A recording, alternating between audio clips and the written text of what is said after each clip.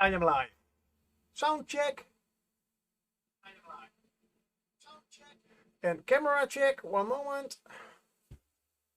Camera check. One moment. Yeah, there I am. Yay, a little bit higher maybe. So you can see my beautiful... yeah, there it is. Welcome, welcome, welcome. It is... Oh, okay, yeah, I have heard enough of myself. Shut up. Welcome, finally finished Friday. I have been doubting a little bit. Sorry, about what to paint today. I do have a project called Nagash, the Supreme Lord of the Undead, but it is not Scaretober yet, so I decided to do something else today. And I'm going to paint, and it is also finally finished Friday, which means, well, I have started with Nagash, but I have some other things that I have once started, and I'm going to, well, finish them, maybe not, but at least show you some things about it. Painting mainly stone work, a little bit of rusted iron. And I have some dungeon doors 3D printed. I don't know exactly what system it is. I got the STLs from a colleague of mine, but it's doorposts where you can slide in the doors. Ideal for D&D and Pathfinder and any other kind of RPG. It's really neat. I have to be a little bit careful because I have used resin to print it, so it can break very easily if you do it with an what is it called? A plastic printer. Then it's a little bit sturdier, but looks really great. But you can hear an echo. No way. Oh. Yes, no, that's even worse. You can hear an echo. Why? Not anymore, only at the start. Okay, good. Then let's do it like... Then I'll start my music. A little bit. Oh, I'll go back to my original little other sound check. By the way, welcome Viking Pie. Yeah, you can do it, come on.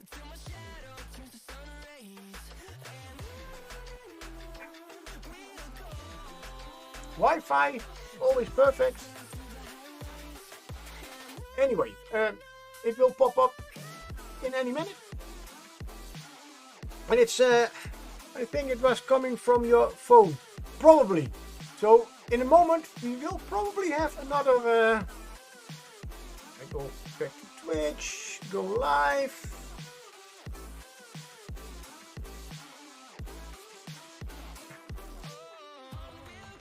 And I should be able to hear myself. Oh, of course not. Oh, of course not. That was the echo. I just wanted to check how the music was. If it is not too loud, I'll do just a little bit lower on your side. Good. Viking Pie. I have printed these. I got these from a colleague of mine. He maybe wants me to print more for them. Yeah, you are. Then you got your echo again. Well, it was indeed my tablet that I wanted to use for a sound check. Maybe something for our D&D game. That's why I printed these. These nice dungeon tiles with different kinds of doors. So you can at least show people where doors are, what kind of doors they are, and if they are closed or open. Maybe. Anyway, I hope I get time to paint them today. On the other hand, I have, sounds good, okay, well then there we are. I have 2 sets, well, officially I have 3 sets of these. And these are the Harrowgat graveyard sets from Reaper. Come on. And of course they are not very stable. I have primed them and I have already brought on some very nice corrosion. There we are. Texture, I'm going to talk about that a little bit later. Or next D&D session in 2 weeks. 2 weeks I have some time, yes. And as I am feeling a little bit better, by the way. Oh, I have finally got some pain medication and, well, oh my god. Medical terms. Anyway, I feel a little bit better now. Thanks to the medication. So I hope in at least 1 or 2 weeks I will be getting rid of my problem. And I did have a very nice laugh, because yeah, in case there are people from America or England listening, we finally, well, it's not 100% clear, but probably I have a problem in my legs, and I tried to Google it, I'm really glad that Google has a really great translation for this kind of medical things. As in Dutch, I have een overbelaste spieraanhechting in mijn bovenbenen. And Google translates it literally to overloaded muscle attachments in my legs. I don't think that is the real medical term, but as always, I have just worked too hard, did not rest enough, made the wrong movements probably, and something in my body told me, true story, yeah, and something in my body tells me to, hey, you're 51, slow down, Baldy. No, I'm not. Here, I'm still 25, so I can do everything. No. Listen to your body. It's, yeah. But I am sometimes a little bit deaf. Huh? What? Yes, I'm a little bit deaf. Huh? Yep. Especially when my body is talking, so. Anywho.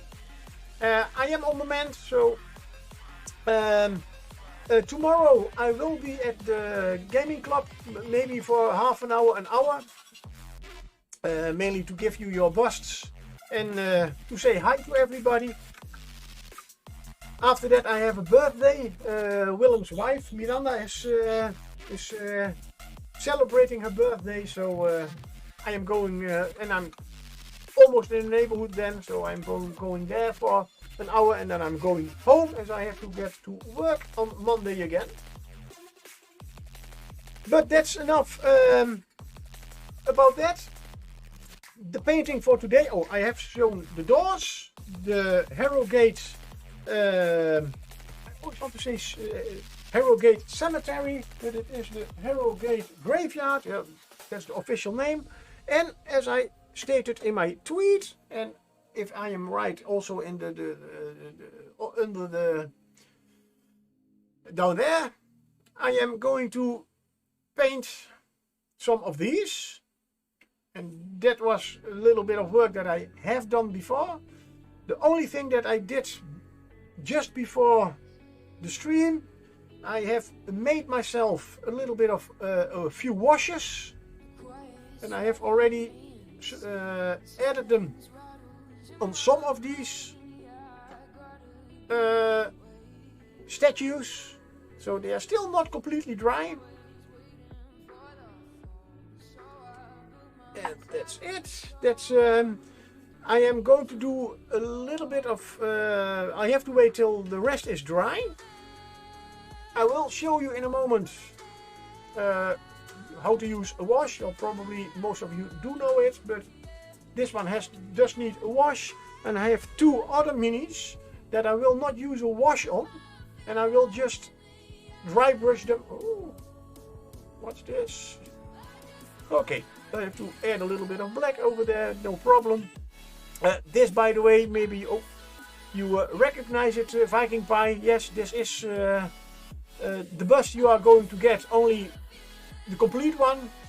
Somehow this one did not print very well, and this one, because I did not have enough resin in the printer. And oh well, hey, it's a nice damaged statue. The one thing, it's quite big.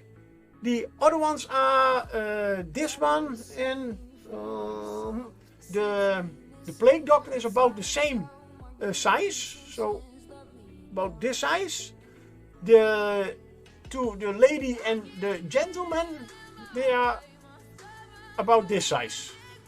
So yeah, those are not all the same sizes of busts, although they are created by the same person or persons.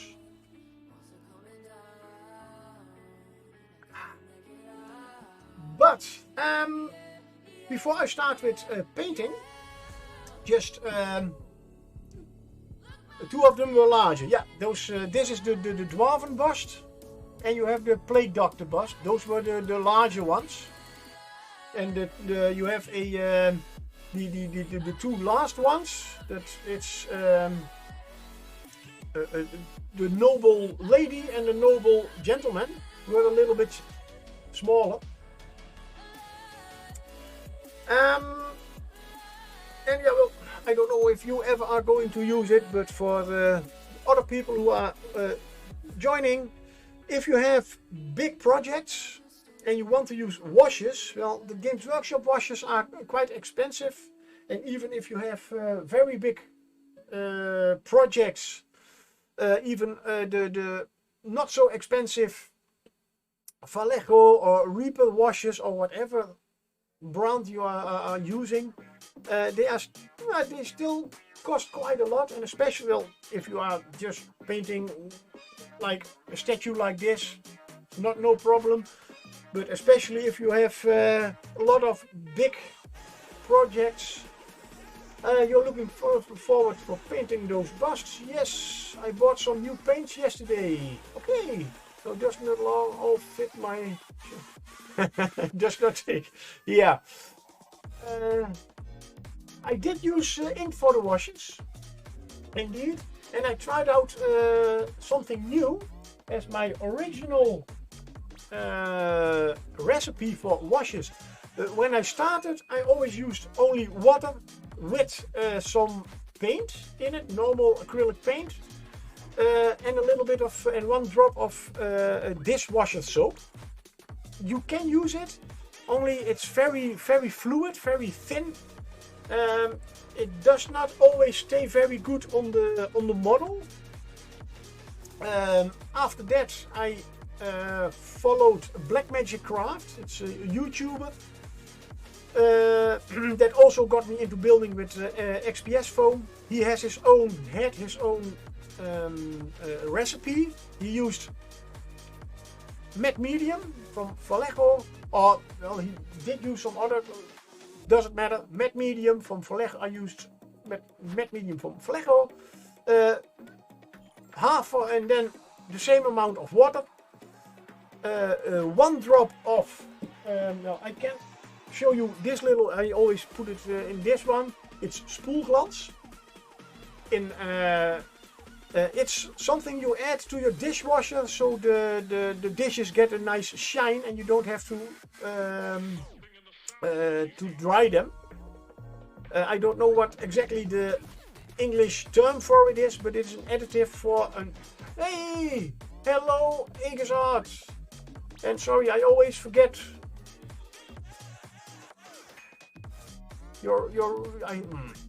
I always know that which one exactly.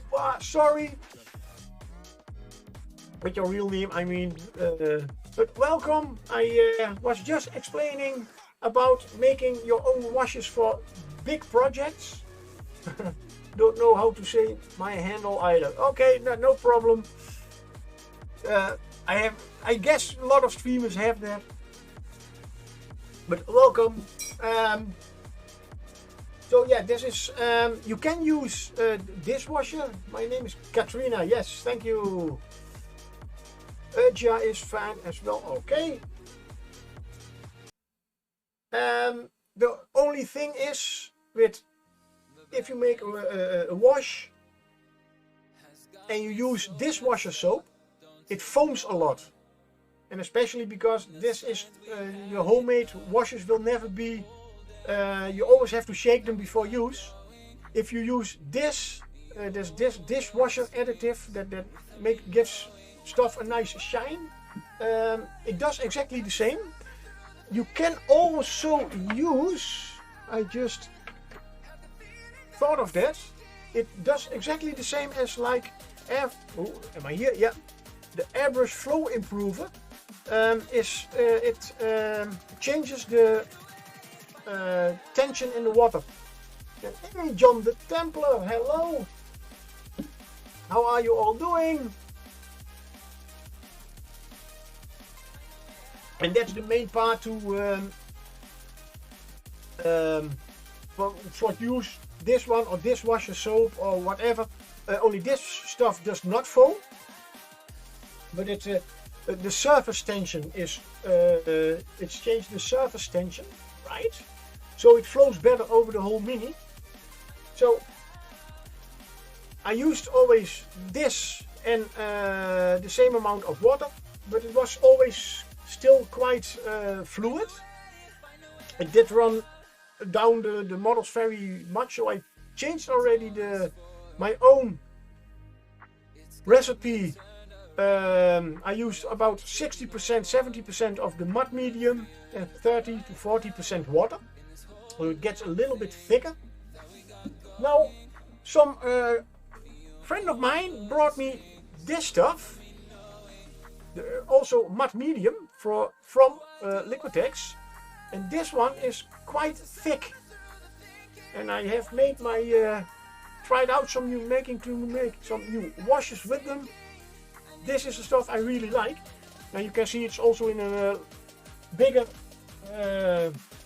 flask. And I am not completely sure about the price, but I do use the same ratio, so about 60. Yeah, you bought the right thing. Yes, you did. I use 60-70% of this mud medium, 30-40% water, and then we add just some inks, whatever color you want. Most use, of course, are the black, and it was about 20 euro for that whole. Then there is. Let's see, how much was this? This is 60. Oh, this is 2. It's almost 4 times. Then the Liquitex is even a little bit cheaper, 1 or 2 euros. But good to know. Thank you. And yeah, most colors I use are of course the black for black wash and a brown for brown wash. For the brown you do not really need a lot. It's very strong. For the black, if you really want a nice black color, you will need quite some ink, not a whole bottle even. But let's just say, if I can show you, this is my brown ink I am using right now. There are only 4 drops of brown ink in it. This I used, I didn't even count them, but the little squeezy thing, I used about 4 full things of them. So I guess 20 drops to get a nice, real dark black. And I made a, oops, yes, come on. And I made a green one. As these, what I am working on are old statues. And I had this green. But it, especially the little downside from this medium is it is white. So all the colors do get a little bit of, it's toned down a little bit. But this was also a little bit too bright. So I added a little bit of brown, a little bit, and literally 4 drops of the green, 1 drop black, 1 drop brown. Still not quite the color I wanted. I added 1 drop of Prussian blue, which made it more blue than green. So I added also 2 drops of yellow to make it a little bit more darker green, like this. And that is how you make your own washes for. I would not use this for minis, unless you want to really paint a tabletop. Then tabletop quality is not a problem. If you want a little bit better quality, I would use, especially for the smaller minis, use the original washes.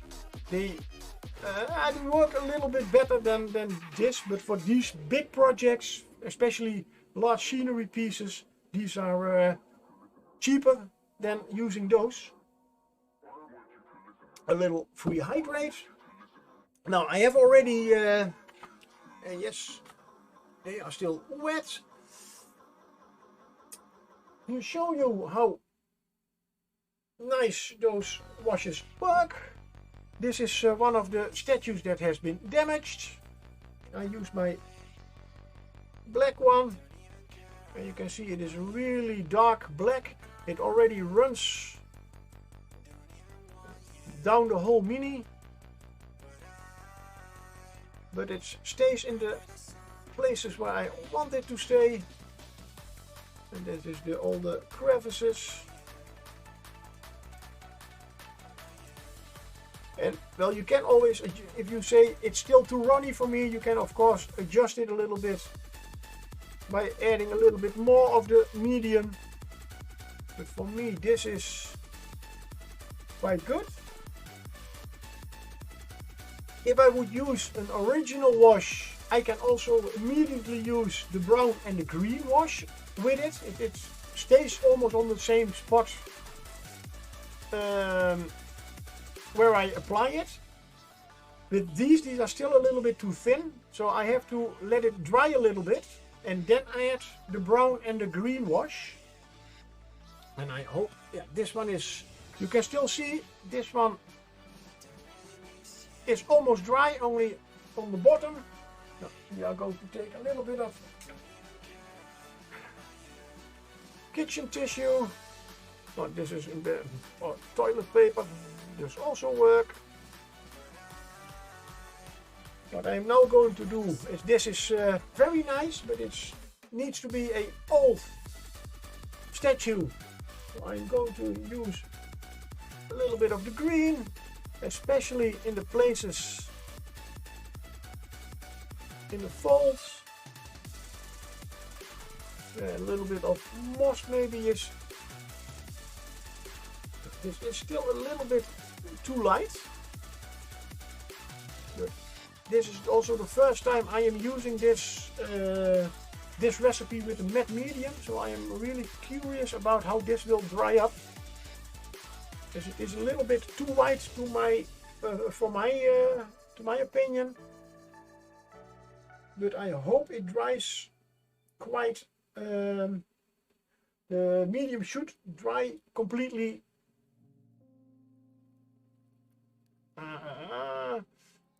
Neutral colored.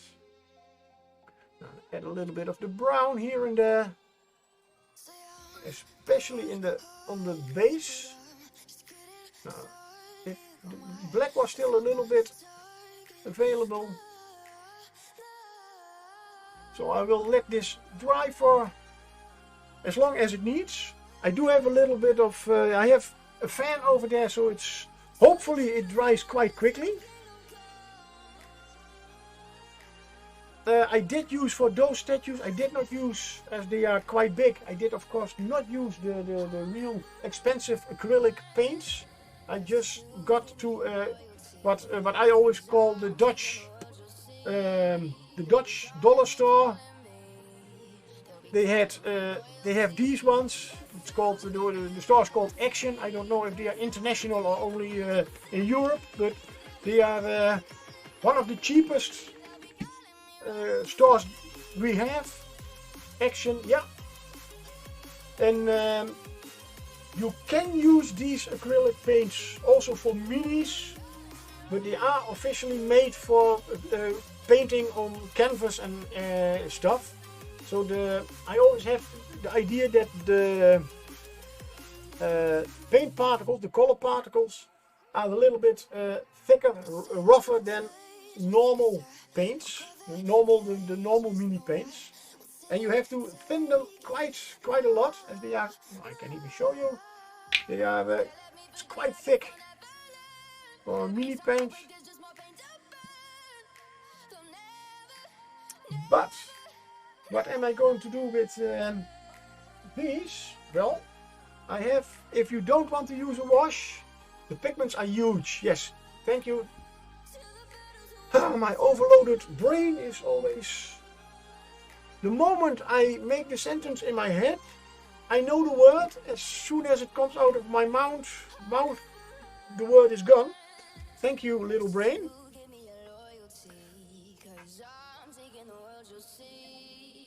But okay, if you don't want to use washes, of course you can. I painted those, most of those statues, I painted them of course grey, and then used the wash.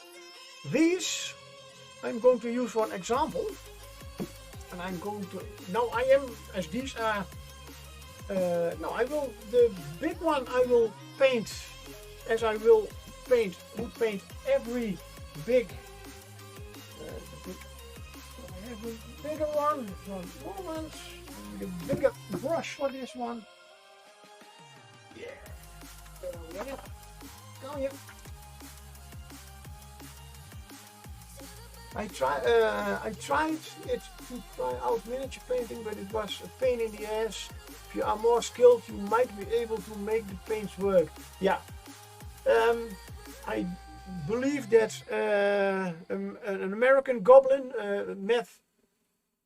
the mad thinker, Tommy, I believe he does use ordinary craft paints.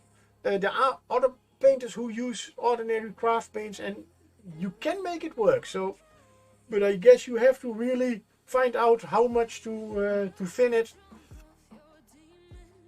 And well, let's just say I don't think with these paints, those cheap paints, that you can really get for a showcase kind of paint job. I doubt that very much, but for a tabletop, and especially if you paint a lot of big monsters, I think they will work very good. Good. This one I am going to paint with the cheap acrylics. Shake them a little bit. That's what, by the way, that is what I'm going to use later for the other statues too. But I also want to make a little bit of, to see what the difference is between this cheap acrylic dry brush that I'm now going to make. The nice thing is I have to make my own kind of gray, so while I'm dry brushing I can use a darker and a lighter gray at the same time. The downside is this is acrylic paint, but as it is very thick, it does not have the same drying time as normal mini acrylic paints. So it will take quite some time before it dries. Although I do know with dry brushing that it is of course, if you do it is a very thin layer of paint, so it will dry a little bit faster. Let's see. And because I'm not using a wash, but only dry brush,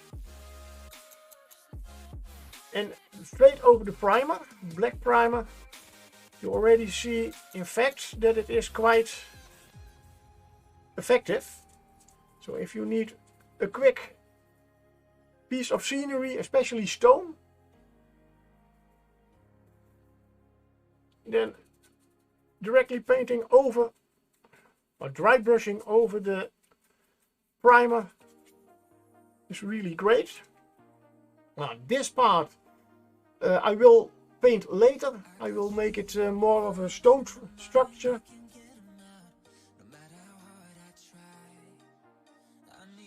And I will use it probably in some other kind of scenery. This is a very light gray. Get a little bit more in the eye sockets. Now I'm going to use for almost white. Or better said, a lot of white without cleaning my brush. The nice thing about this method is dry brushing always gives a chalky effect, and that's for stone ideal, as you can see. So a little bit more white, just, and then the well-known method from top down to the bottom, so you get a little bit the idea that there is some kind of light fall.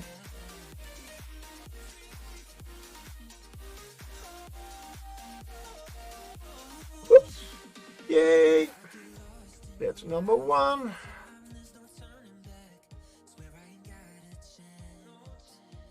And in fact, that is,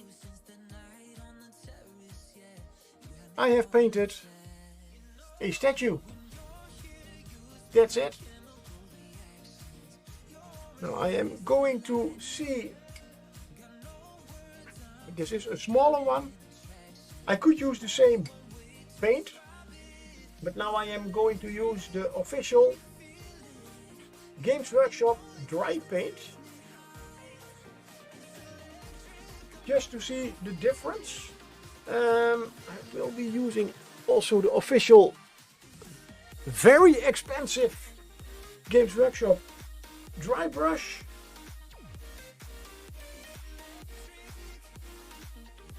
Now the big advantage for I'll take another stone.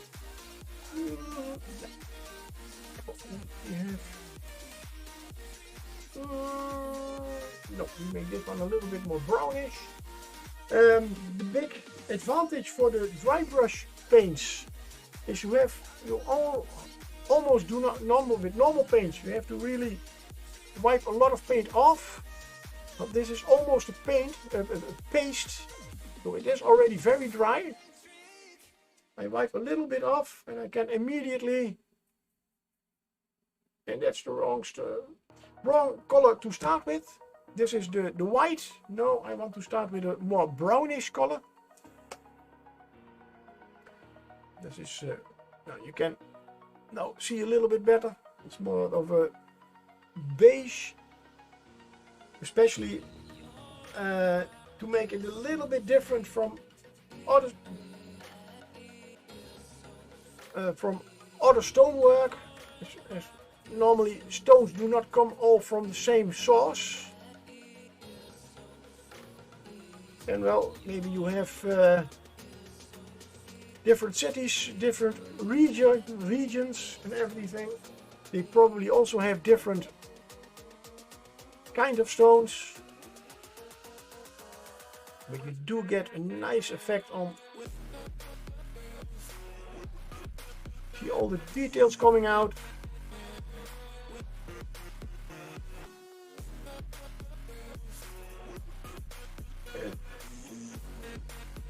Because of the really dry brush, you get that nice chalky effect. This, by the way, if you are interested in, let's see if we can get it a little bit closer. You see here some really strange beard. Yes, this was an illithid, also known as a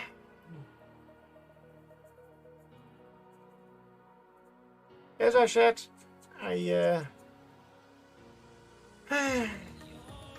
Mind Flayer, thank you, yes. Thank you, Brain. The good thing is I can now say, it's probably my medication that makes me forget everything.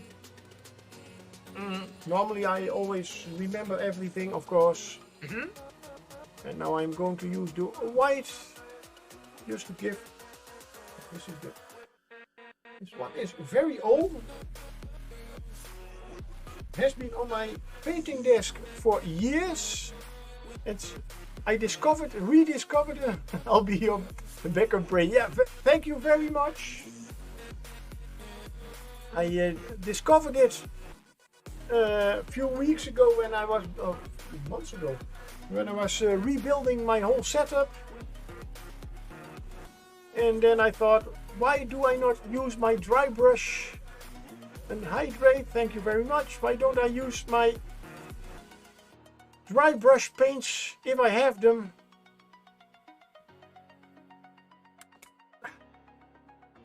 So that's why I have now a nice collection of 7 different dry brush paints. I only need to remember to use them. And a Viking Pie gave me a nice hydrate.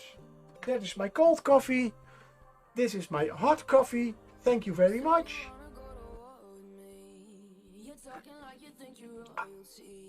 I am, by the way, very happy that I have no longer the fever.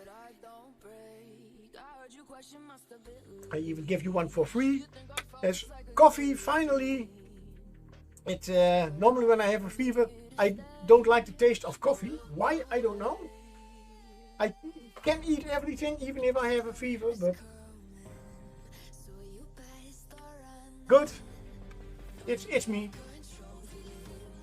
So I am going. This is my very, very expensive Games Workshop brush.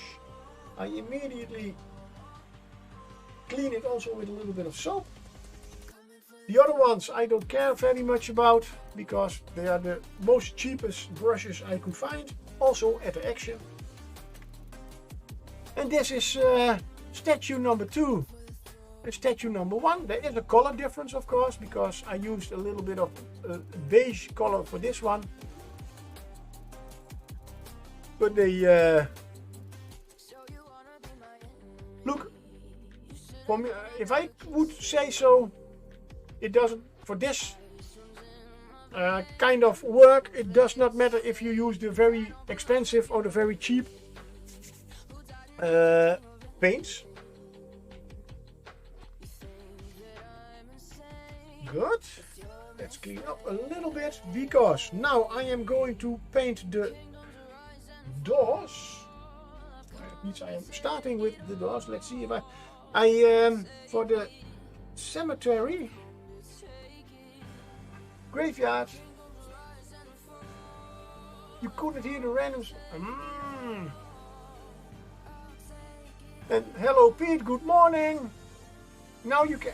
Oh, it did come much later. I didn't even hear it. Damn.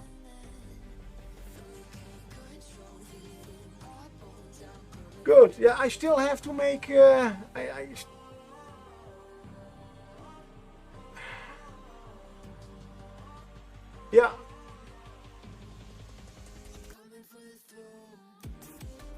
I still have to make a to find out where the problem is, because all sound alerts, they are on the site where I choose them and install them. They are at 100% and they are here at 100%. So somehow, somewhere, but if I find the time, I will try to make do a test stream to find out where the problem is and how I can solve it. But welcome Pete again for you, because I haven't heard the sound. A free hydrate. Good. The graveyard set, it's mainly made out of these. I just gave them a black primer, and the one thing that I did for all the metal parts, I used corrosion texture from AK or AK.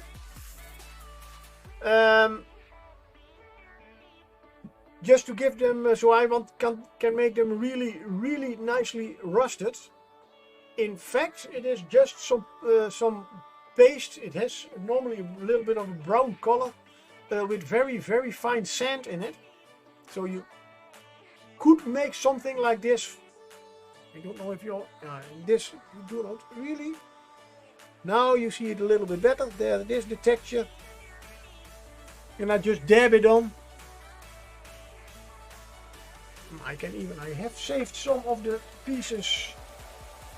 And I guess because the color is quite different, those are almost dry. Let's get my very cheap dabbing brush. So it is just a thick paste. And I guess if you can find very fine sand and use some PVA glue, you can make quite some, get almost the same effect. Now this is the fresh paste as I dab it on. Dab it on. And if it is dried, it gets quite darker, so good to know. It's the first time I really tried this. I have used in the past, I did do the same, but then with liquid green stuff from Games Workshop, because I have still 2 pots of green stuff standing there, and green stuff is normally used for if you put minis together and there is somewhere a small gap or line or whatever, hole or whatever you have to fill that. But to be honest, liquid green stuff does not really do the job. To be honest, the molecular plastic potty, sorry, over there, plastic potty works much better because it does not shrink so much as the green stuff. But that's my personal opinion. But to make this kind of a texture, the rust texture or even filth textures like mud or anything, green stuff works really great. Do I have a piece? Why not? And for those who do not know, the pot is this still very old. But this is liquid green stuff. And in fact, see if we can. It is a very thick. Oh yeah, this is also very old, as you can see. And normally you brush this on a mini where there is a small gap or line between parts. And well, in this case you can literally just dab it on, and it has exactly the same effect as the corrosion texture. I can only tell you already, I do not know exactly the prices, but this is really more expensive.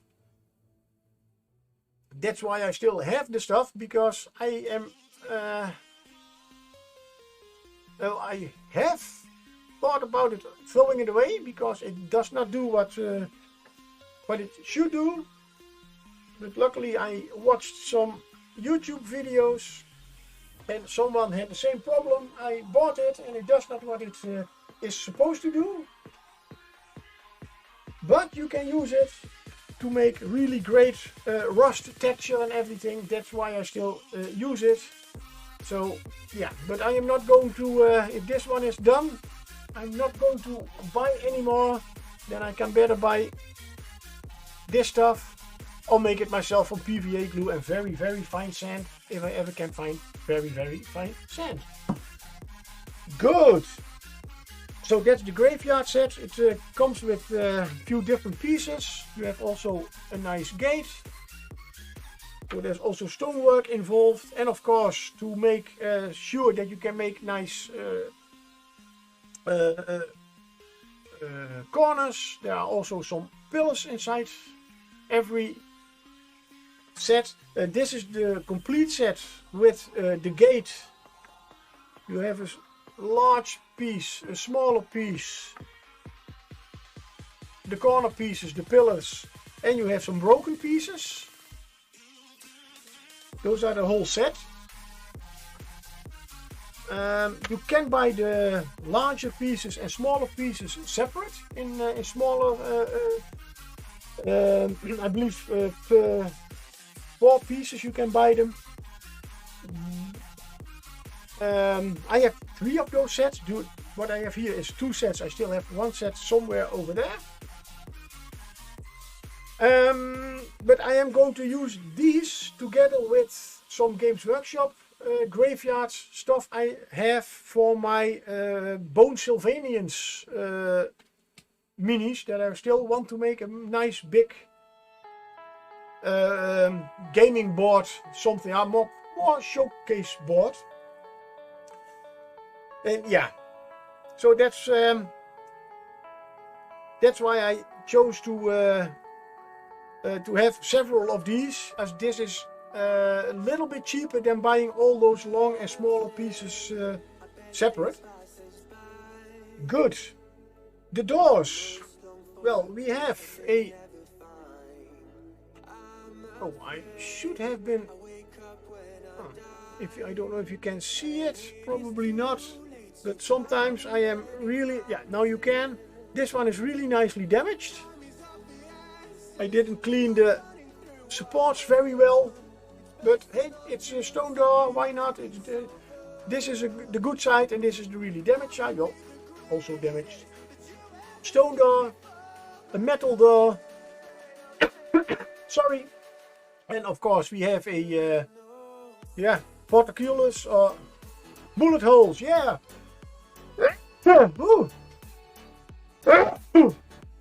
I'm sorry. Probably the medication. Yeah, bullet holes, especially in Dungeons and Dragons, no problem. Hey, so.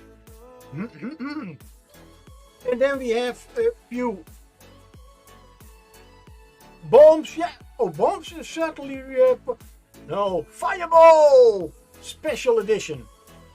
And then we have 3 kinds of wooden doors. A square one, 2 round ones, and 1 with a grate.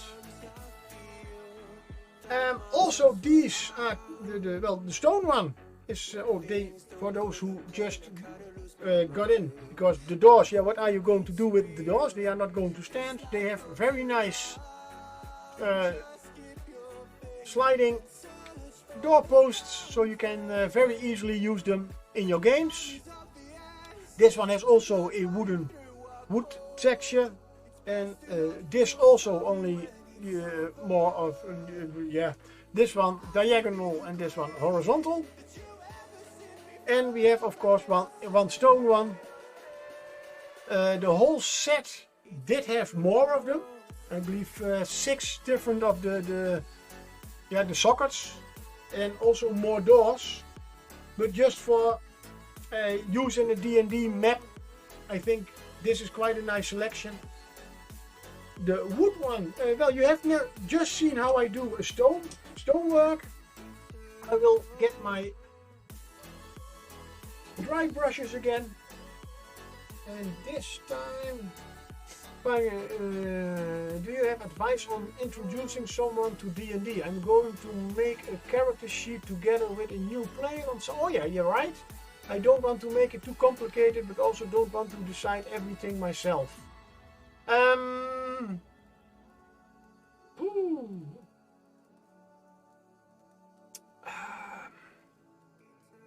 Together with you. Yeah,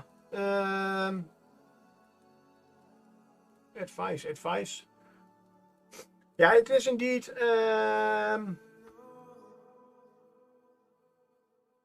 Ooh, that's good. Yeah, I always ask quite a lot and try to explain a lot. Are you going to use the whole afternoon for it, or have you said for now we are going to do it in 1 or 2 hours?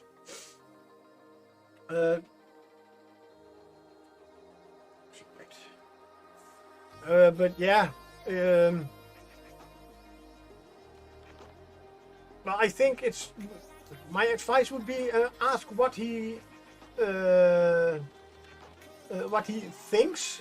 I suggest to him to think of a hero that, well, that's what I wanted to say. And that's also my take on how I make characters. Always, what kind of person am I going to play, and then see what the possibilities for the character creation are for it. And it's only a temporary character. Yeah, I know. So indeed, make the. I would say just use at least only use the. Yeah, maybe because how the more possibilities you present to him, probably the more difficult it will be to choose. Spending an hour on using the, especially D&D Beyond, yeah, that for an hour. Yeah, I would say try also to stick to the basics, especially because it is a temporary character. If he says he likes it and he wants to play it later on, maybe you can always say from, hey, is this also the character you are going with, or do you want to make again maybe a different character, try something else? But it's indeed for a starting character. It's for somebody who has never played. It's always a little bit difficult to exactly tell how or what. But yeah, indeed, try to find out what kind of character he wants to play, and then tell him what the possibilities are. Yeah, you have no problem changing things after all. No. Then try to for this character try to get only the really basic races and classes. So I would almost say don't push him, of course, but yeah, you in fact you use only the player's handbook for the moment, because that is already. I just find it stupid to tell him he should be a barbarian or fight a champion. It would be simple. Yeah, okay, but yeah, if he can't. A fighter is not really. Even a barbarian has his needs to have his own tactics.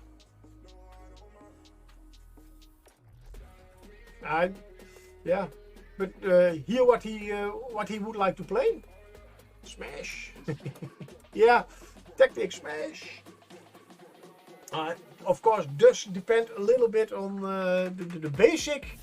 Barbarian is indeed smash, but in D&D you can get a little bit more different with it. Good. Stonework. Sorry, I'm going to, we'll figure something out. Yeah, you are going to do it tomorrow, this Sunday. I am also, I will also be there for an hour or something. So if you both have questions, stonework. This time I will not use Terminator's stone. I am going to use Longbeard Grey, as this more grey. So it will give a little bit of a different color than with the Terminator's stone.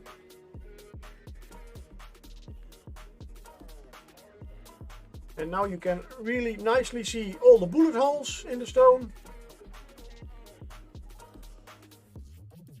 Especially when you are painting something like this. Like stonework, a big slab of stone. Don't be afraid to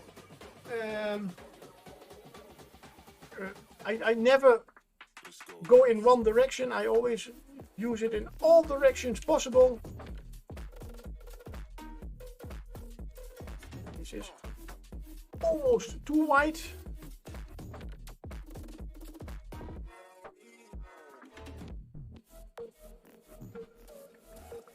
And if you find out that after, I'm going to use now the Paraxi white, the real white. Afterwards, if you think it is too white, you can always add a wash. If you, yes, I am now finding out this side is okay.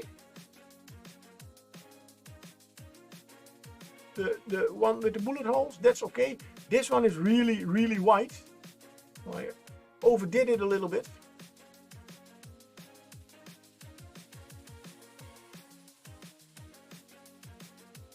Then I can later on always decide to use a wash on it. So just to get it yeah, more defined, a little bit more details on it. Now I almost forgot to do the stand where it has to go into. This one is a little bit, there we go. I will make it about the same color, only this gray is a little bit too white. So I will add a little bit of black wash, just to get it a little bit darker.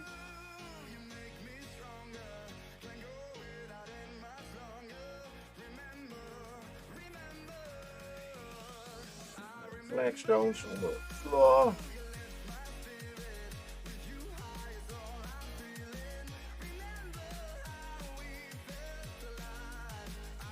As I said, you can of course after dry brushing use a wash, but especially for stone it's not always necessary, especially if you are making like these kind of tiles.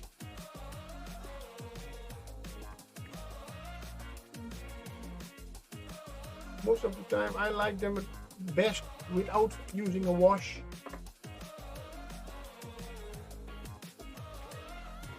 Again with the white, just from top to bottom, so you get a little bit of light fall.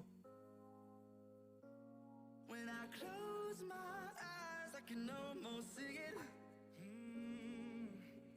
When I take a breath, you fill up my lungs. That is the whole stone door finished already. Printed a little bit crooked, I see, but very usable in the game. That's the stone one. So I'm going to use for these two. They have, by the way, also stones on them. There.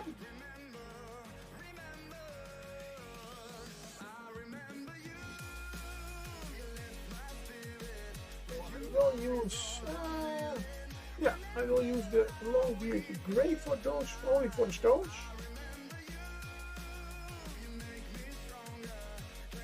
And I will use normal metal colors.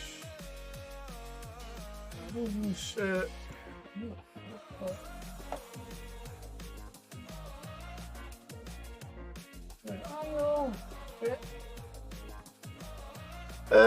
for dry brushing, I do always like to use citadel metal colors, as the Reaper ones are a little bit already thinner.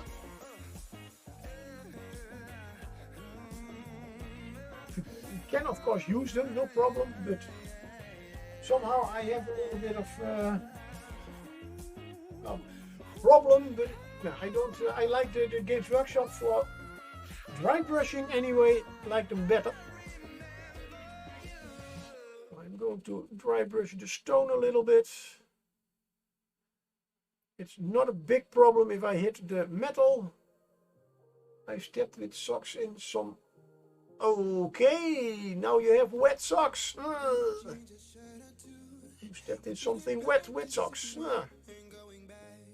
Always wear shoes over your socks, I would say. But yeah, that's the worst. As long as it is just clear water.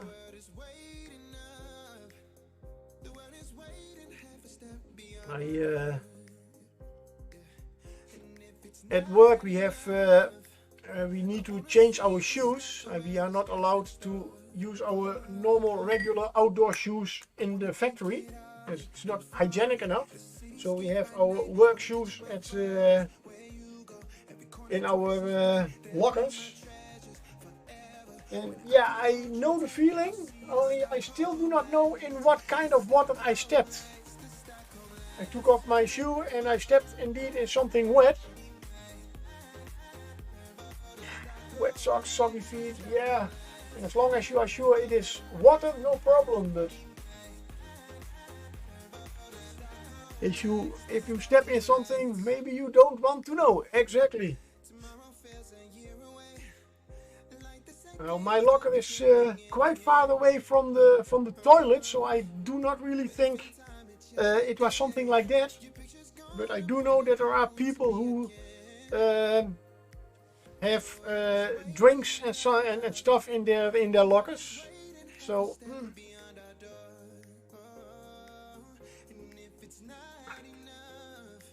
but yeah, stuff happens. Good metal. In the top. I haven't used this one in a long time, I see.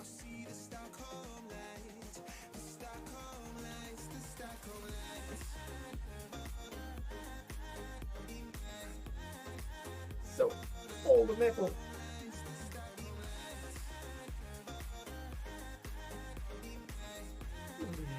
No, I am.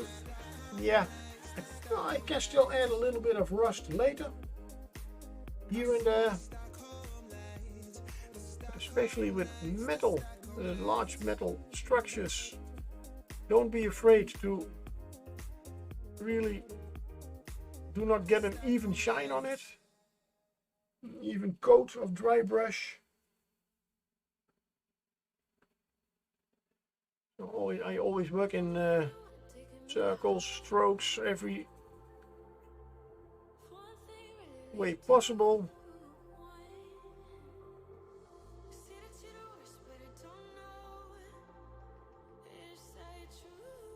The sides.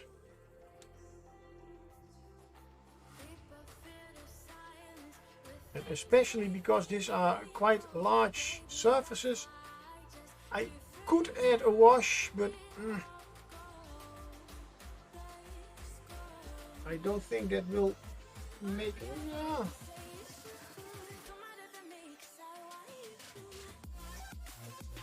Let's do this one first. The one with the bars, because these are not very large. This is not a very large surface.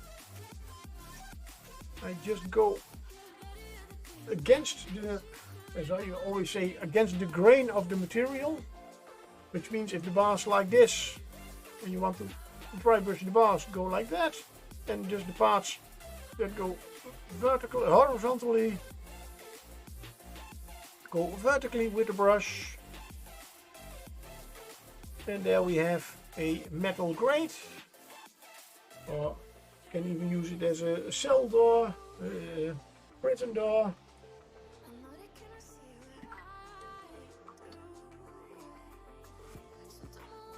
And now I am cleaning my brush in the same paint water as the rest. That is not very wise, because now I have metal flakes in my paint water. One moment please.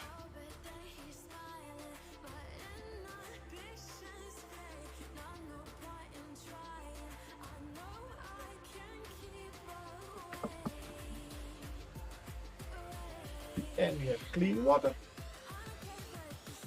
I will add a little bit of rust later on for those doors. Right now they are quite finished. So what I think, wood is in fact the same as stone. Just start with a nice, and I of course want to give them a little bit of, a little bit too dark maybe. No, I don't have a brown from Games Workshop, but I do have browns from, this is the walnut color, as they are a little bit thicker. Sorry, backup brain also failed. Yeah. For wood, I always like to just dry brush, just as I did with the metal and some of the stonework, just over the black primer. As you in fact already have the black details in it. So the black wash is not always necessary. It does give a little bit of depth, but for especially terrain pieces,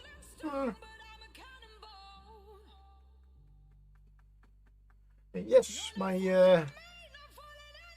paint shaker is right over there, but I'm a little bit too lazy to shove everything to the side and get it out. So I am a little bit of. I've been home for 4 weeks, almost done nothing. A little bit of exercise, always good. Don't overdo it. I am using a walnut brown, but it's more of a grayish brown, which I do not like. I want it to be a little bit darker than that. So I'm going to add a little bit of the Bosch chestnut.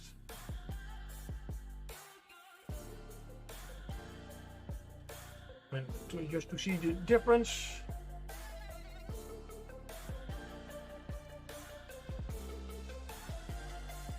Yeah, shake it.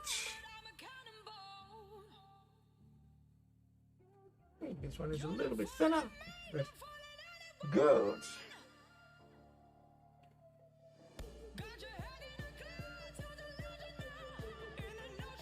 Yes, that's the color I was going for. Make sure that you get most of the paint off with this technique. Also that the dry brush is as dry as you can get it. Go against the grain, as I just call it. So if the details are running horizontally, go vertically and vice versa.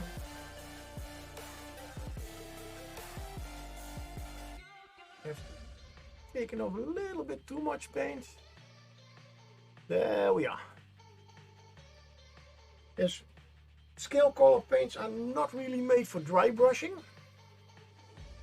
but they are a little bit thicker than the Reaper ones.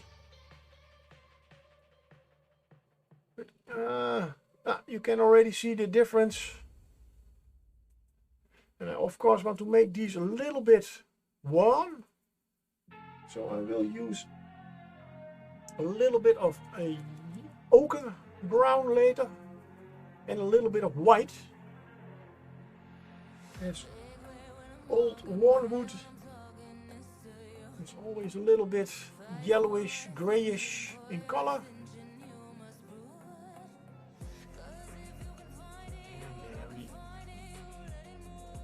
Let's see if we can get it a little bit more close up. A bit more color on it. We have it. You can see nicely the details coming out. Yeah, it's not really visible. And this all without a wash, just a dry brush. There we have the wood grain. Hey, thank you, Bray. You remembered the words. Thank you.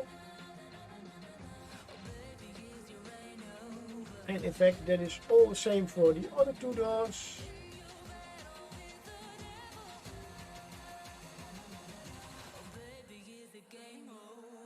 Look at the difference.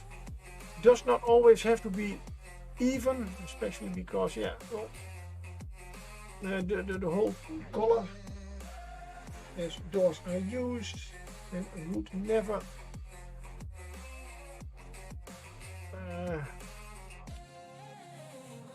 the wear and tear on wood is always is not even.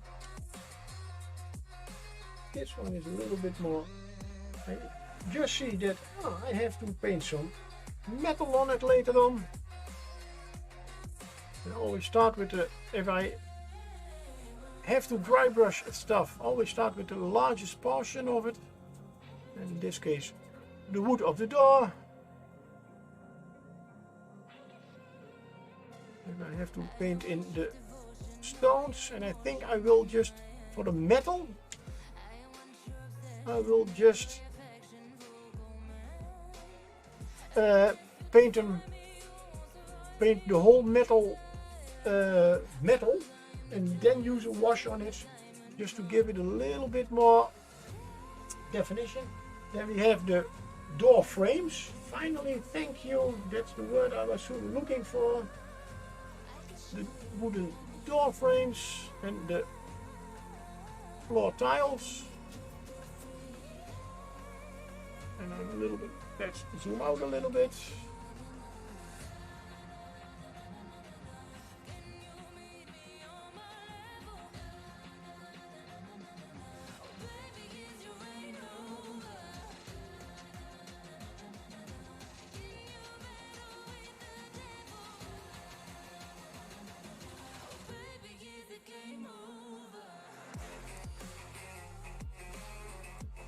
I try to use the same colors. I do not try to. I use the same colors as for the doors. So the colors do match a little bit.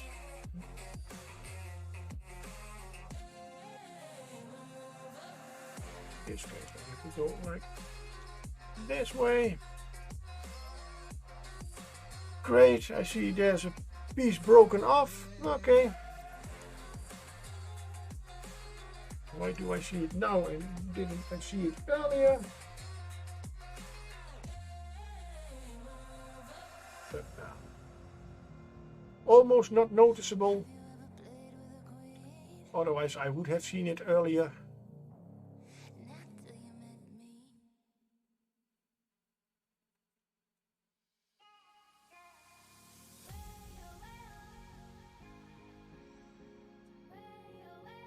And that's all the basic color of the wood.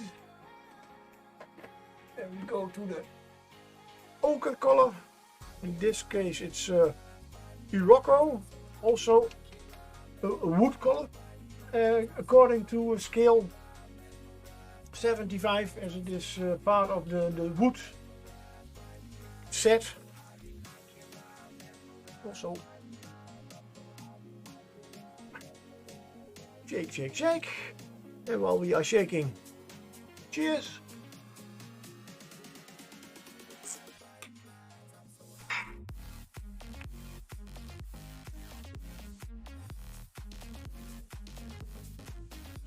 I'm not going to use it as is, but add a little bit of the darker brown to it. Just a little bit. Now I am going to really try to remove a lot of the paint. I'm even going to take a clean kitchen towel, because I want to, especially this yellow ochre, it's always a little bit more visible on the darker brown. do not really want to have a lot of it. By the way, do you have a little box or so for the bust for me to take home, or should I find something myself? I already just a cardboard box with some bubble wrap. I have, it's already packed.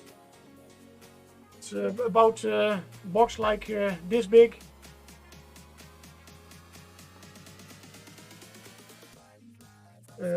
I did the last few, great, yeah.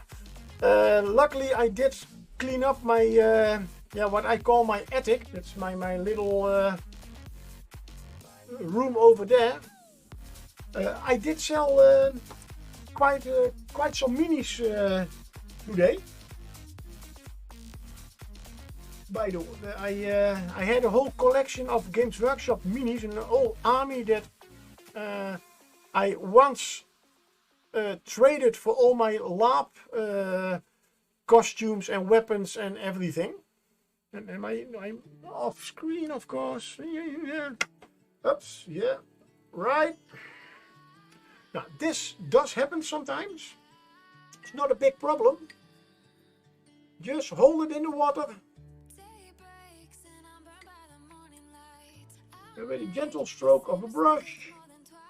Now it only needs to dry. Oh, and by the way, that was, let's say, number 2. Now only dry it a little bit.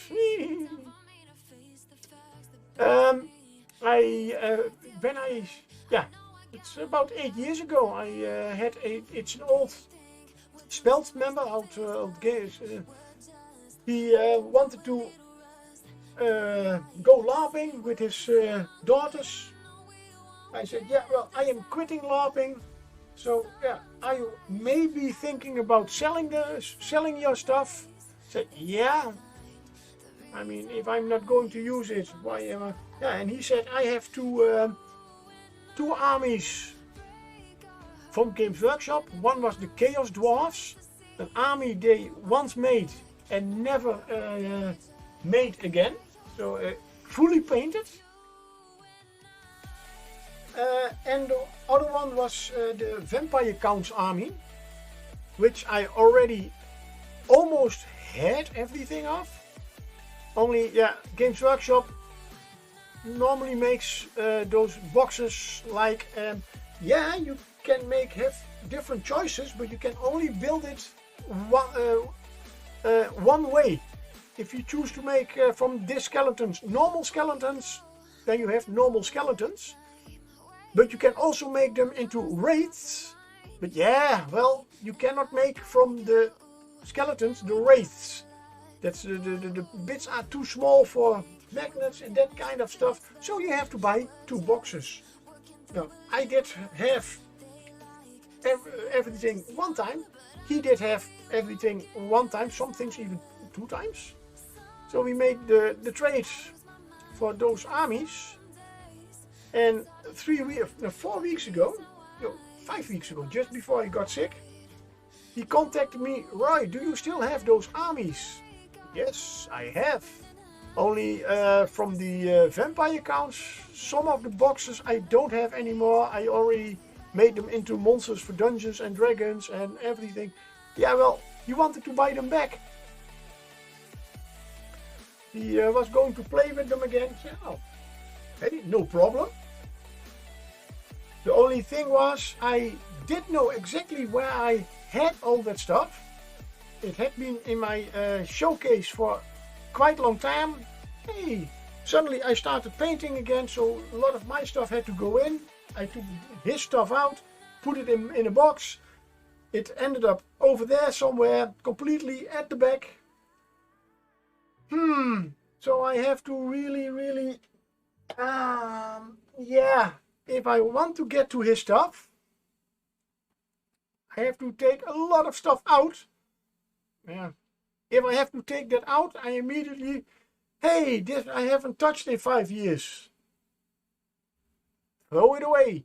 Hey, this, yeah, I have it for already 3 years. Never used it. Away with it. So, yeah, I cleaned up over there. And I also changed some other stuff. And now as I call it, I have a new ballroom over there, so I can get a lot of stuff new over there. But anyway, today he came and he took all those minis away. So let's see, about I think 300 to 400 minis. So hey, I didn't update my my spreadsheet. You'll have to do that.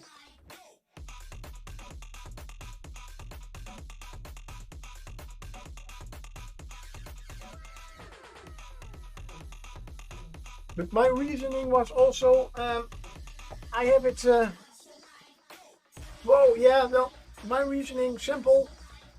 When he contacted me and said, I want to buy it back. Yeah, why not? I mean, if it was still in my showcase, maybe, but now it's just in a box in my attic and collecting dust. He wants to play with it.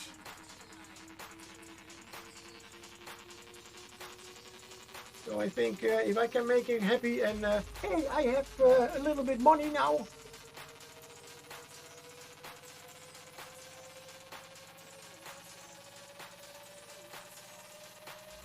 And I have to say, I did get a box from Reaper today. I ordered some new minis because I knew I would get some money for that army.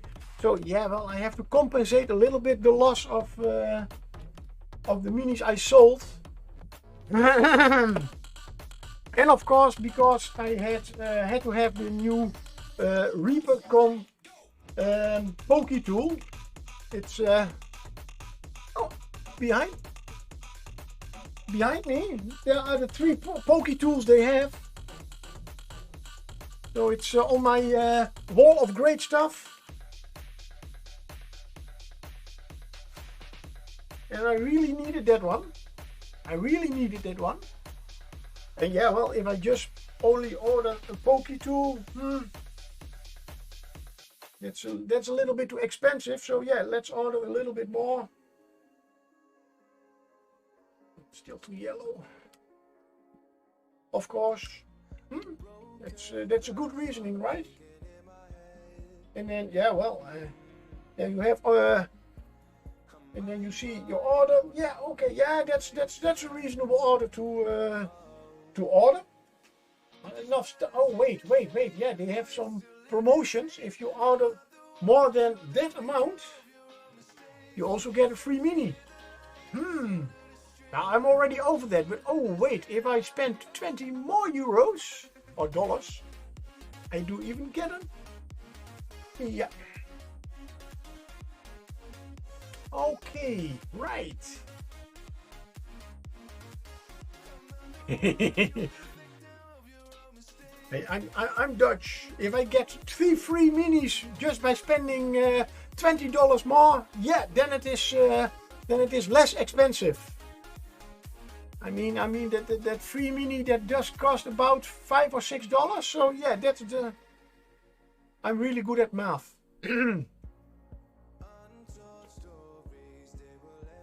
But the very positive thing, I ordered so much. Well, it's this big a box, about yeah, this big, and they didn't need any extra filling to get everything safe in there. So I did order exactly the right amount.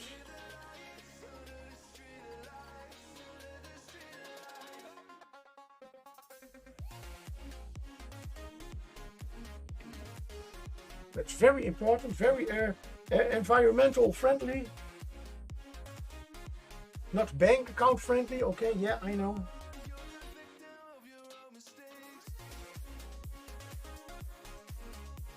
Let's see, so that was a little bit brown and yellow. Now I'm going to add a little bit of white. Very unevenly, not everywhere.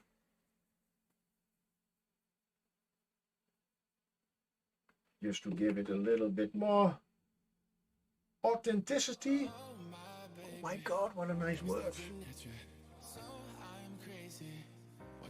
And the only thing that I oh, and by the way, I next month, which starts tomorrow, I do need to to buy again from Reaper, because yeah, well, it's almost Halloween and they have their ghoulie bags.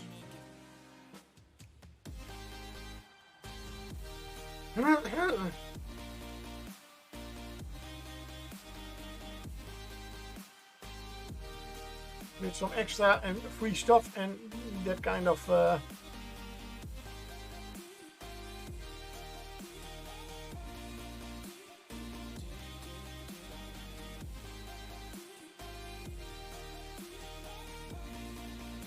but anywho,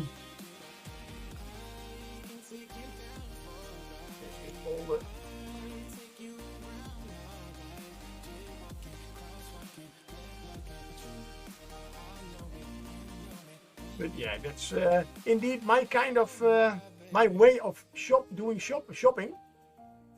I always by the way, I still have to give you the D&D session summary. We decided something for Kern, but also agreed that you would be able to retcon. Okay. Yeah,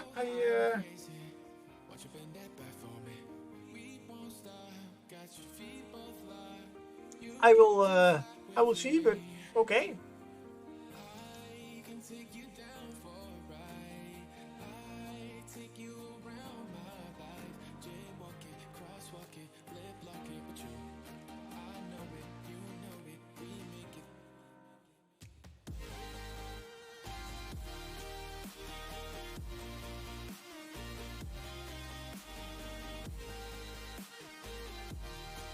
Damn shame I party decided that the party fund should be spent on an Braces of Arch. Oh, okay. Oh, I am totally for that. Oh yeah, nice.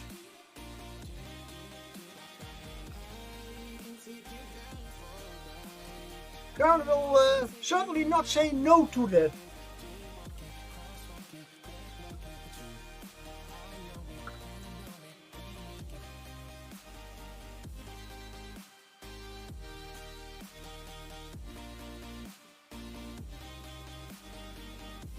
+2 damage to your bow attacks. Ooh, nice. I already have a +4 in total with my archery skill. Nice.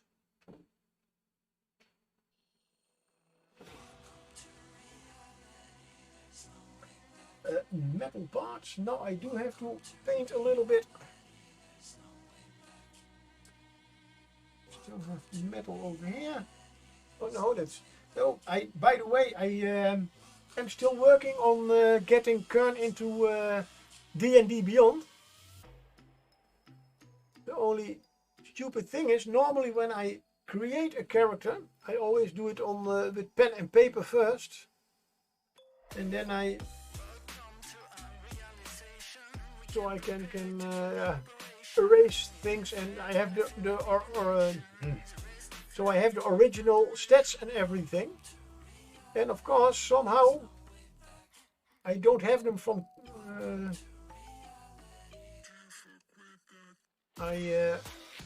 So I wanted to add him into D&D Beyond, but I don't have his original stats. So I'm still trying to figure out what his original stats are. But by oh, you might have them. Okay. Yeah, I mean not the level 1 stats, but the stats before I add all the extra like racial stuff and class stuff. But if you have those, that would be great. And also for once, Kern didn't nearly die this time. Oh, that's good work, Kern.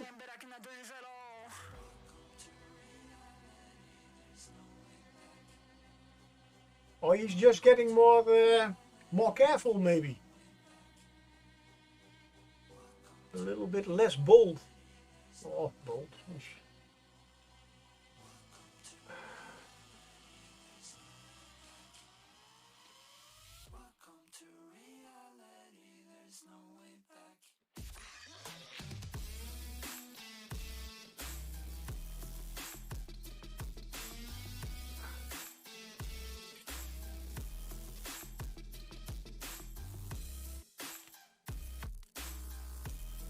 This metal is a little bit too...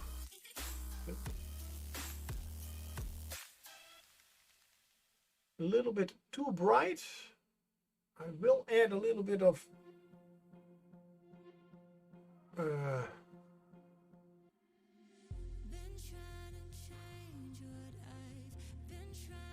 little bit of rust later on, but also a wash.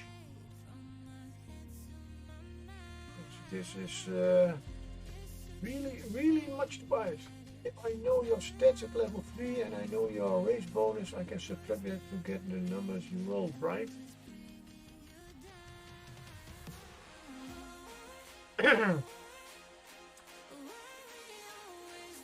Why didn't I think of that?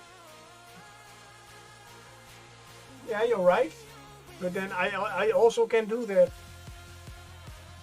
And I have the level 1 also, so... Damn. No worries now. Oh, no, certainly no worries. But I did find out that my AC is, by the way, 1 point lower than I have written. Than I...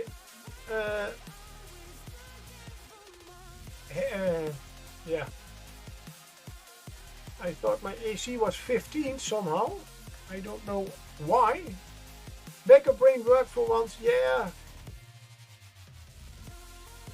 And now I have... I was cheating, yeah. But I guess has also because I can, as a ranger, I guess I went originally with chainmail, but it's a little bit too noisy. So I guess I did write the 15 AC and later on decided that I am not going to wear any, that I'm going to wear leather armor. And I probably forgot to take off that 1 point extra point. Huh.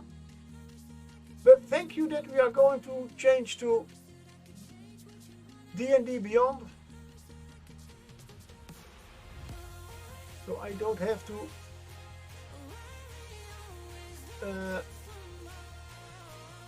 do all that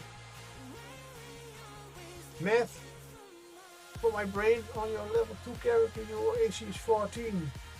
Level 3 it became 50. Oh, okay. Damn. And I have no idea what's...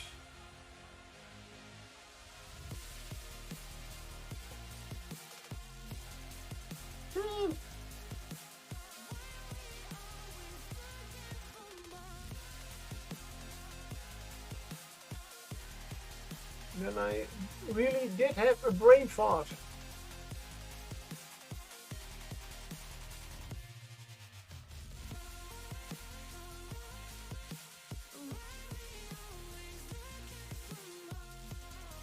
Damn it.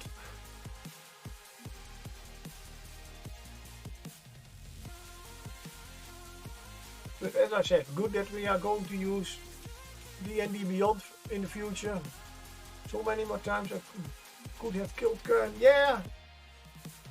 Oh well, in the future, why not? You still have a lot of chances, I guess.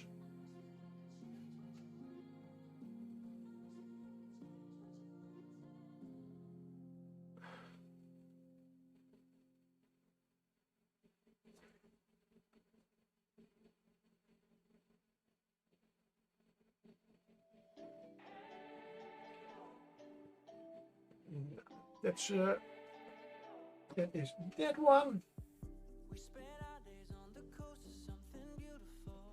Water.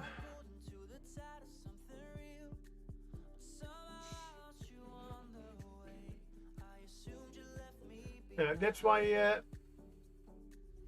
and even though Dungeons and Dragons 5th is so much easier than Pathfinder, you see, still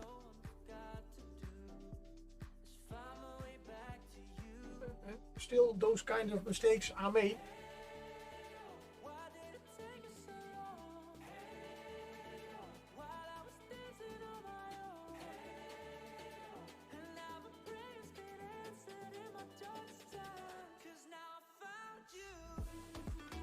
That's why we used for when we played Pathfinder in those days. We also used a program that if you leveled up, it exactly told you, hey, don't forget to change that and don't forget to change that and that kind of stuff. And I guess D&D Beyond works the same.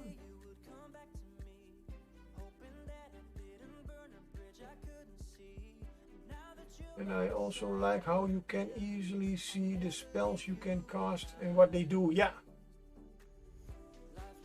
I've seen that also.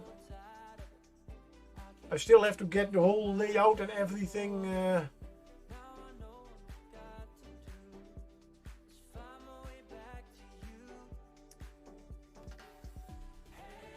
So I can use it a little bit easier.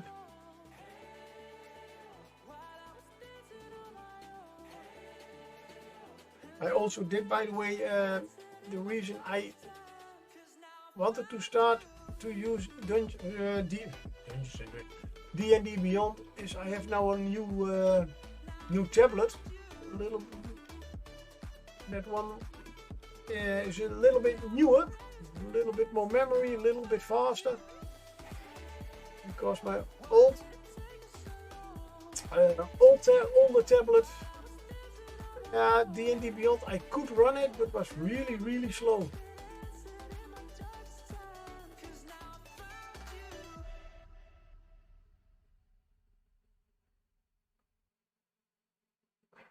We didn't make a final decision on the subscription, but they were interested. Okay, well, we will see. I mean, I have all that I need to use D&D Beyond for my characters. I have, so that's for me. That's no problem. If you decide to not do it, okay.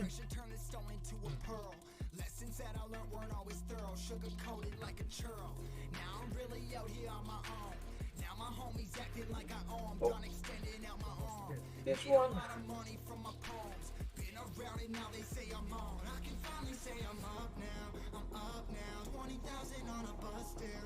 But it would indeed be quite. Yes, I did buy the 3 books on D&D Beyond. The Player's Handbook, the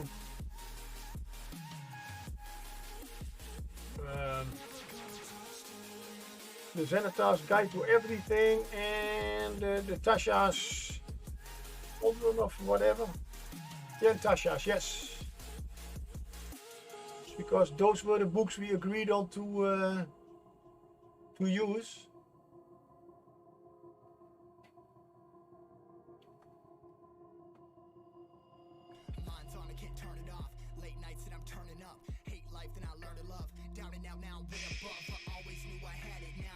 Right.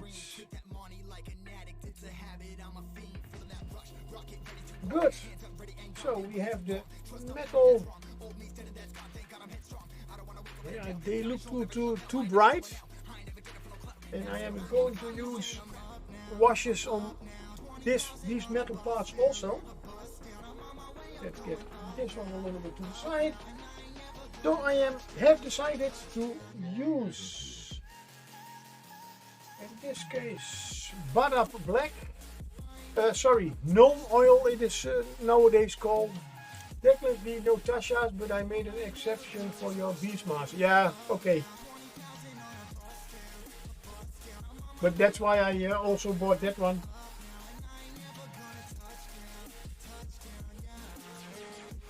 And I'm not sure. No, that's another one. Never mind.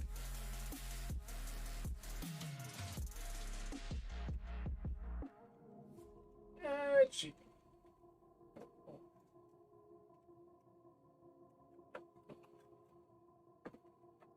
So a little bit of wash. I think I will need a little bit more. Where do we have that big brush? Well, oh here. Let's start with this. Actually, I got Cursor Strut as a birthday gift. Oh, nice!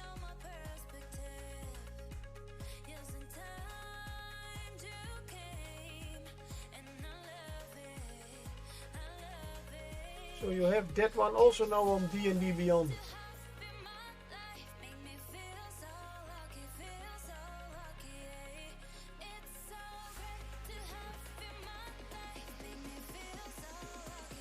As you can see, when you add a little bit of wash on metal, especially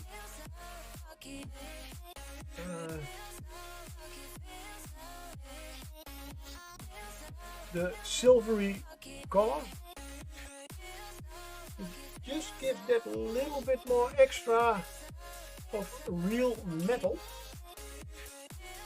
And you also see the details a little bit better. Oh, today my mother was here, and now I also have all monsters in D&D Beyond. Oh, nice, yeah. My mother was here today, and I did buy my my birthday present already. My birthday is in December, but she is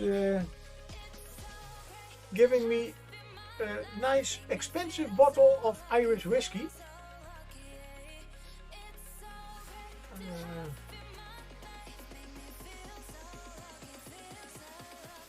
I like to keep the admin to a minimum, yeah.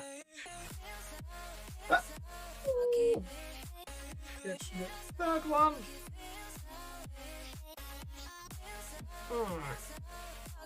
And of course,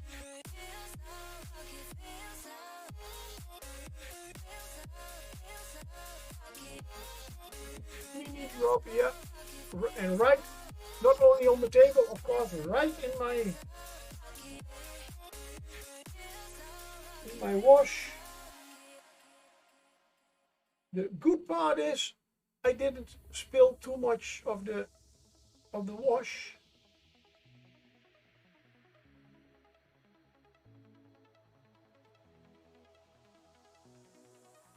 Now you can go arguing, yeah, but if I had put it in kept it in the original pot, maybe my model had not fallen into it. On the other side, if I had kept it in a pot, not a big drop, if I had kept the wash in the original pot, the whole pot would probably have fallen, because now my mini did drop in here, and normally if you put it in the Games Workshop, keep it in the Games Workshop pot, the mini would not have been able to drop into it, but probably have knocked over the whole pot. One of those things that a lot of Games Workshop paint users, it happens sometime. And that's indeed the one thing that I am very glad of with the dropper bottles. Okay, you were heading out. Yeah, sure. Have a great evening, and we see each other on Sunday. And a stretch. Yep. Oh, thank you very much, and see you next time. Thanks for popping by. for the chat and see you Sunday. Wow.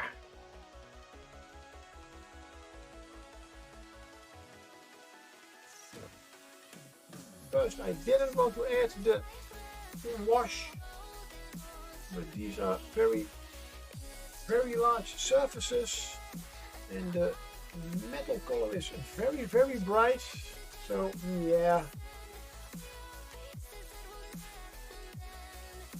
and it gives a very nice old look to it. And if we do it with that one, you of course have to do it with this metal one also. For applying a wash, don't use your most expensive brushes. As you can see, I am not really painting it on, but dabbing it on more. That's not very good for your expensive brushes.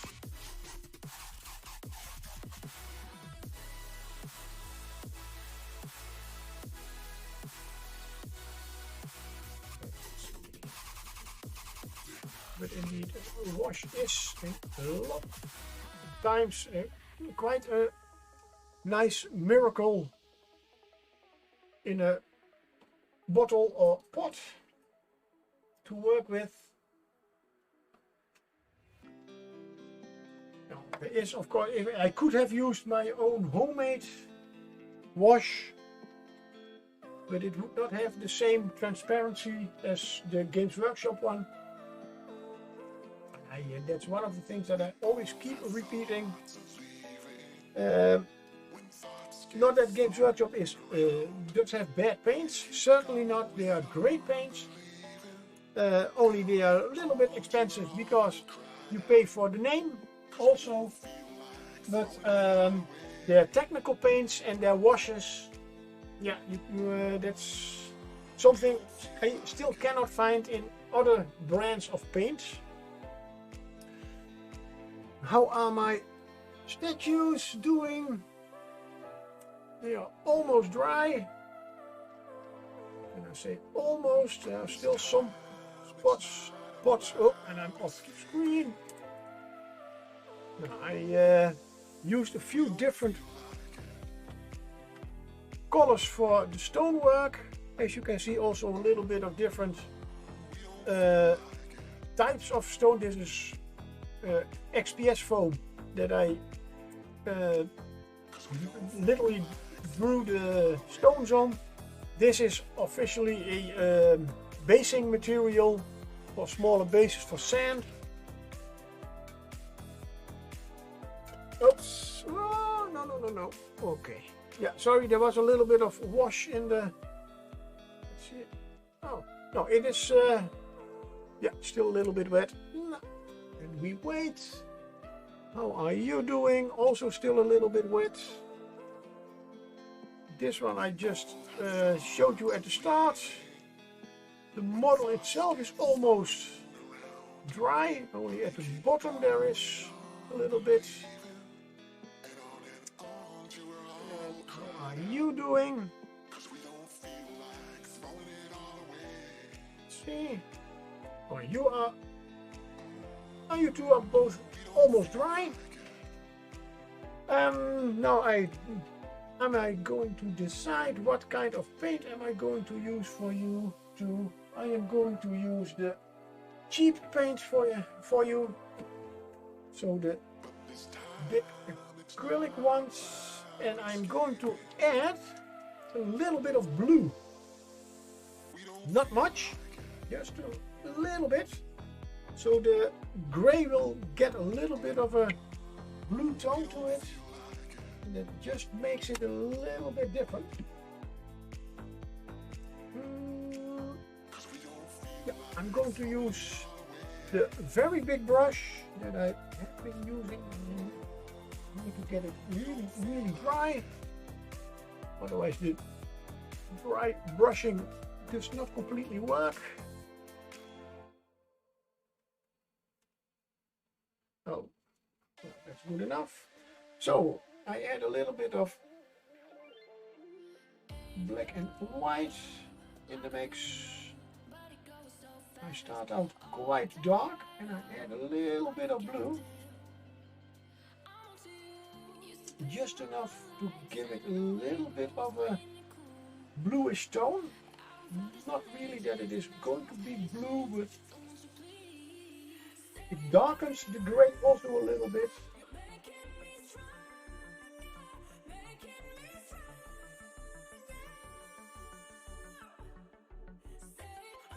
In this case, because the models are quite detailed and small, I'm going to really get rid of a lot of the color.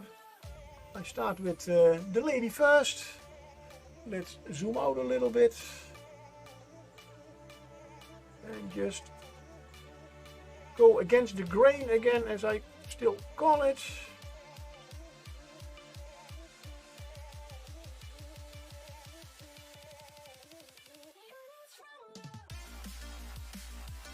Because the stones on the front need to be the same color. I'm going to use a little bit more blue.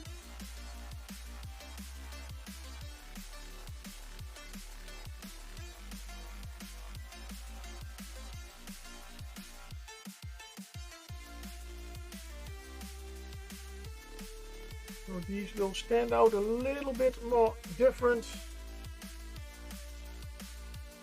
than when I only use the gray.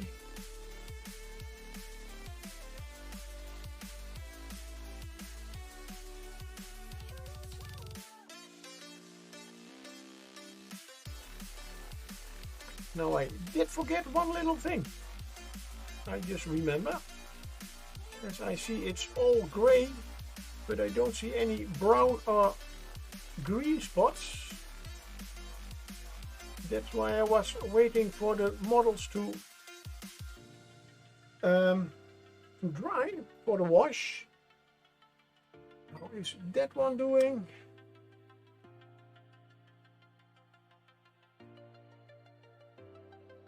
Yeah, this one is also dry.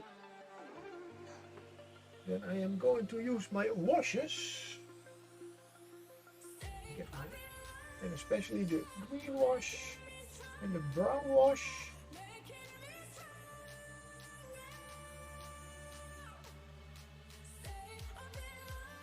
Going to, yeah, just apply. Not too much, but yeah.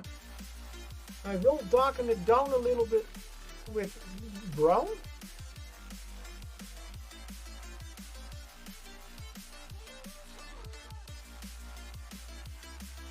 Don't forget to use it on this stone also. And I still have to wait to see how this green color, when I'm completely off screen,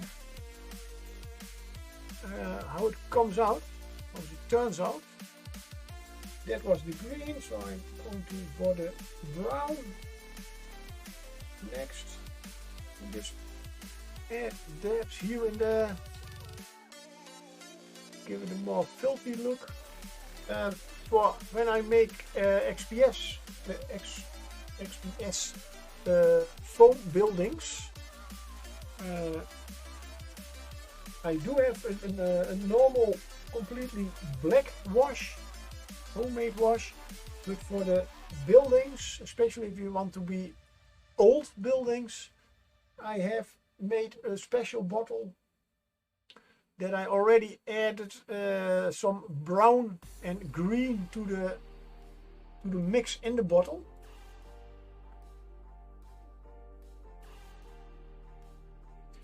And I call it filthy black wash. Just to make it, yeah, it's not complete. It is, by the way, also not as black as my black wash I am using here. So it's more a little more dark gray with a little bit of brown greenish soot in it. This is how it looks wet. Let's put it in the drying station. or just in front of my fan, yeah, pan. This stone can also use a little bit of green and brown. A little bit.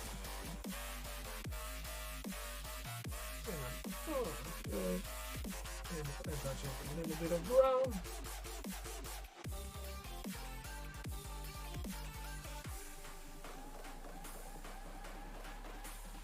So these are also great ways of just trying things out. I mean, if it does not really come out as a little bit of black on there. Uh-oh. I did hit it with some black somehow, somewhere. Just about the brow and over there. Now, as I said, these are, yeah, not really important models. So they are really great for just trying things out. Now I am going to use a little bit of the green and brown on these models.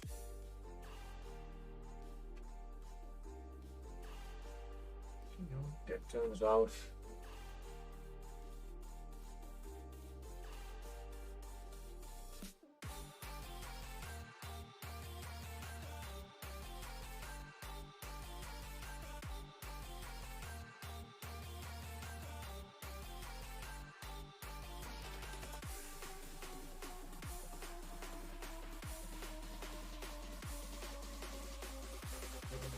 Brown more on the floor.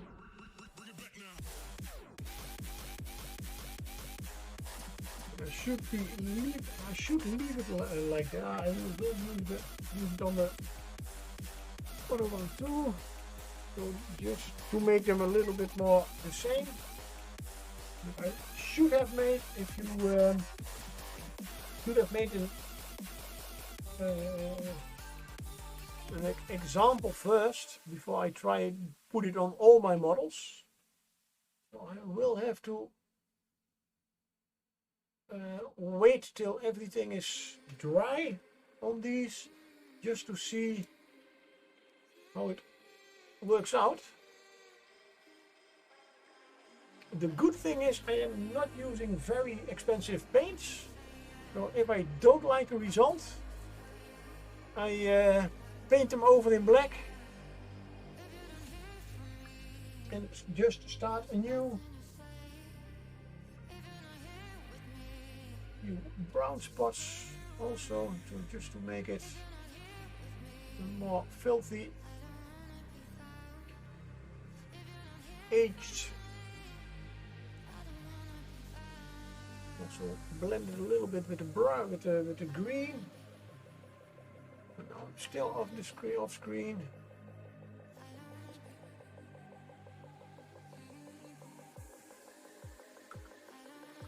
You will see how it turns out later.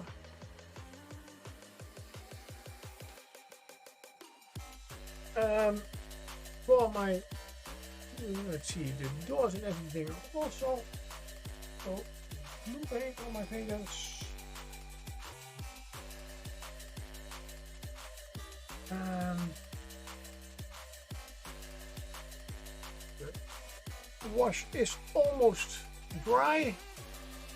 Oh, this side is still wet, so we still have to wait a little bit. For the rust effect, I will probably use also from Games Workshop Typhus Corrosion. It's a technical paint. It has a nice dark brownish rust color, and there is okay, that's all I got indeed. almost end of the stream. But yeah, Typhus Corrosion, it is the rust brown, and it has also the rust texture in it. So in fact you should not have to use this one. But also with this one and with this one, this is only for very old rust. And it's only this kind of brown. I always like to add a little bit of orange later on. The one I do not really paint this on, I always stipple it on. So also do not use a very expensive brush for that. Good. Yeah, I have shown you quite a lot. Only yeah, the Harrowgat graveyard will have to wait a little bit. I will paint it a lot of time. Tomorrow I am back at local time 8:30 p.m. Right after Carol stream. Then I will start painting Nagash, the Supreme Lord of the Undead. Because it is then Scaretober. And hey, John the Tablet, thank you for the great stream. Yeah, thank you very much for joining me. I hope to see you soon. Have a great weekend. And yeah, tomorrow I am back after Carol stream. And with Scaretober and Nagash. So see you all later. Bye.